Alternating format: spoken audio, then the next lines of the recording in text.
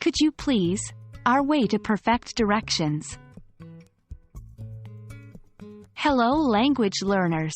In today's video, we're going to focus on a super useful phrase, could you please, which is a polite way to ask for directions when you're lost or just not sure where to go. Remember, communication is all about politeness, especially when you're asking for someone's help. So, let's dive into it. What does could you please mean? It's a polite way to ask someone to do something. You're expressing the idea that you need their assistance, and you're showing respect by using the word please. When we add could you, it makes the request more courteous, as if you're suggesting they have a choice to help or not. In this video, we'll apply it specifically to asking for directions.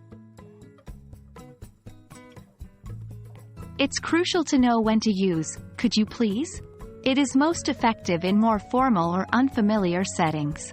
When you're asking a stranger, a shopkeeper, or a police officer for directions, could you please, is a perfect phrase to use.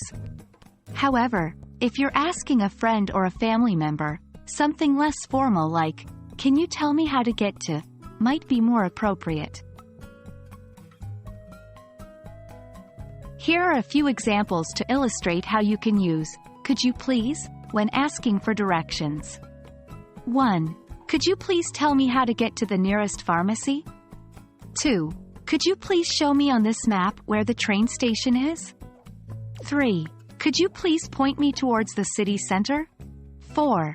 Excuse me, could you please guide me to the nearest gas station? 5. I'm looking for the museum. Could you please direct me?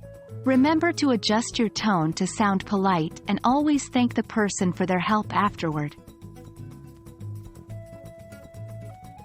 And that's it for today's lesson on using could you please to ask for directions. Remember, when in doubt, being polite is your best bet, and could you please is a great way to do that. Thank you for joining us today, and we hope this has been helpful for your English learning journey. Keep practicing and see you in the next video.